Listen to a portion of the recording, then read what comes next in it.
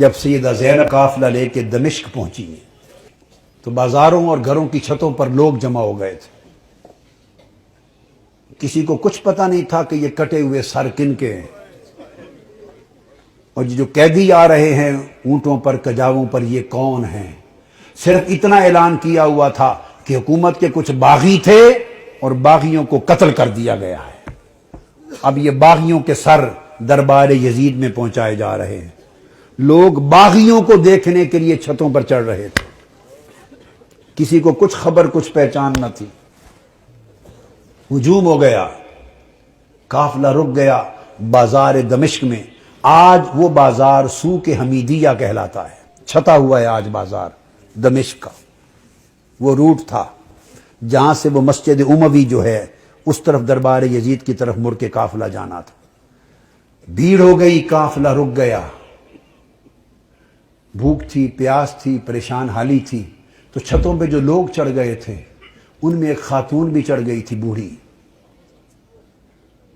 اس خاتون نے دیکھا قیدی ہیں، مسافر ہیں، پریشان حال ہیں. اس نے پانی بھیجا، کچھ کھانے کی چیزیں بھیجیں، کچھ کپڑے بھیجے، دوپٹے بھیجے، ضرورت کا سامان بھیجا. سیدہ زینب نے سارا کچھ دیکھ کر اس خاتون کو بلوایا. جب وہ قریب آئی تو فرمایا کہ بی بی تو نے ہمارے ساتھ بڑی نیکی کی ہے. کوفہ سے لے کے دمشق تک کسی نے ہمیں پوچھا تک نہیں، کسی نے ہمارے حال کی خبر نہیں لی.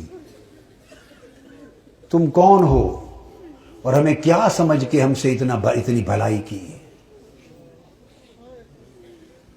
اس نے کہا میں اور تو کچھ نہیں، میں اپنی اوائل چھوٹی عمر میں مدینہ رہتی تھی اور حضرت سیدہ فاطمہ الزہرا کی خادمہ تھی. پھر جب ان کا وصال ہو گیا تو مدینہ چھوڑ کے دمشق آ گئی، پھر وہاں نہیں رہی. تو تم نے اتنی نیکی کی ہمارے ساتھ کیا سمجھ کے؟ اس نے کہا مجھے اور تو کچھ معلوم نہیں. تو جب آخری وقت تھا حضور سیدہ کائنات کا تو میں نے عرض کیا بی بی مجھے کوئی وصیت کر دیں، وصیت کی عمر بھر عمل کروں. تو انہوں نے مجھے، جانتی تھی کہ میں دمشق سے ہوں، انہوں نے مجھے وصیت کی تھی.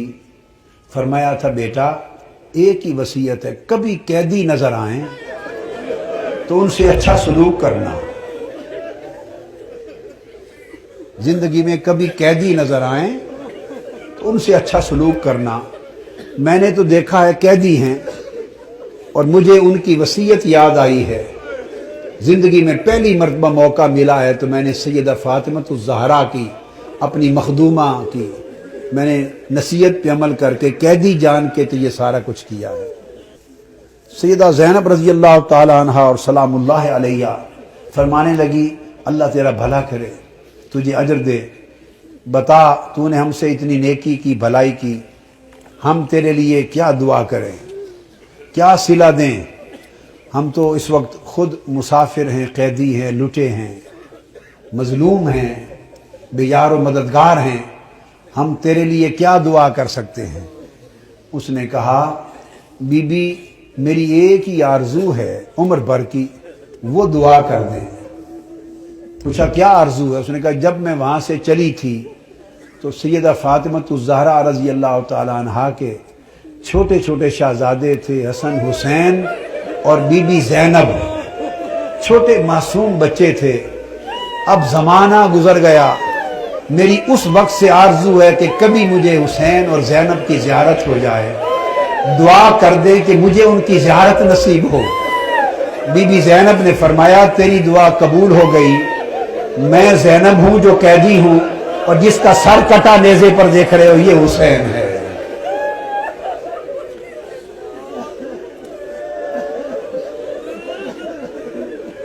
اللہم صلی علی سیدنا و مولانا محمد وعلی آلہ وصحبہ وبارک وسلم.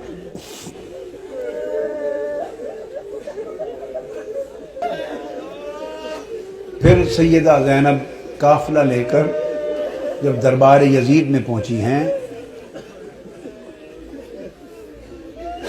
تو اس بدبخت نے حکم دیا کہ یہ جو قیدی ہیں میرے سامنے پیش کیے جائیں، اور گستاخانہ انداز کے ساتھ سیدہ زینب اور سیدنا امام زین العابدین کی طرف مخاطب ہوا۔ آپ کے ساتھ وہ ضعیفہ مائی تھی جو سیدہ کائنات سیدہ فاطمہ الزہرا رضی اللہ تعالی عنہا کی خادمہ تھی، اور جنہوں نے اپنی گود میں حسن حسین اور زینب کو پالا تھا۔ ان کا نام تھا فضہ۔ ان حضرت فضہ کا مزار آج بھی دمشق کے قبرستان مقبرہ باب الصغیر میں ہے، اہل بیت اطہار کے ساتھ ہی۔ وہ ضعیف تھی، ضعیف، اس وقت بوڑھی بڑھاپے کی وجہ سے جھک گئی تھی، کمر سیدھی نہیں ہوتی تھی۔ وہ کھڑی ہو گئی جوش میں کھڑی ہو گئی اور فرمانے لگی، بدبخت یزید، تم جن کو باندیاں کہہ رہا ہے، یہ قیدی باندیاں پیش کی جائیں، خبردار، یہ دنیا اور آخرت اور کل کائنات کی مالک و وارث ہیں، تاجدار کائنات کی شہزادیاں ہیں، تمیز سے بات کر۔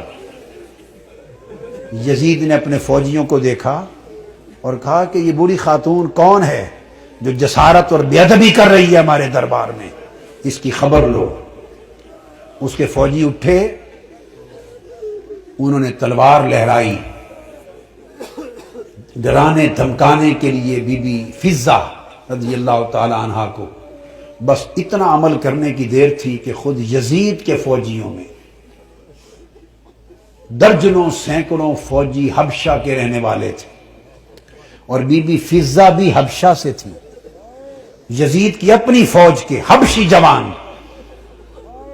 یک لخت 20 حبشی جوان تلواریں میان سے نکال کے کھڑے ہو گئے۔ ان کی جو قومی غیرت تھی اور وطن کی حمیت تھی، اس نے جوش مارا۔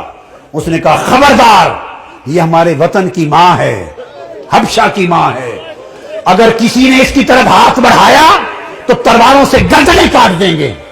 جب وہ تلواریں لہرائیں حبشہ کی ایک خاتون کی عزت کی خاطر، تو اس وقت سیدہ زینب نے مڑ کے مدینہ کی طرف دیکھا اور مدینہ کی طرف تک کر ہاتھ اٹھائے اور عرض کیا، بابا، آج حبشہ کی ایک بیٹی کے لیے سینکڑوں تلواریں نکل آئی ہیں، مگر آج آپ کی بیٹیوں کی حفاظت کے لیے کوئی شخص یہاں موجود نہیں ہے۔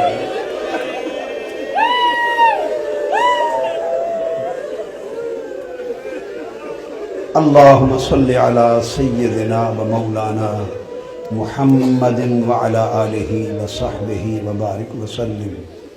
الصلاة والسلام علیکہ یا سیدی یا رسول اللہ وعلی آلکہ و اصحابکہ و اہل بیتکہ یا حبیب اللہ وعلی آلکہ و اہل بیتکہ و ذریتکہ یا حبیب اللہ وما علینا الا اللہ۔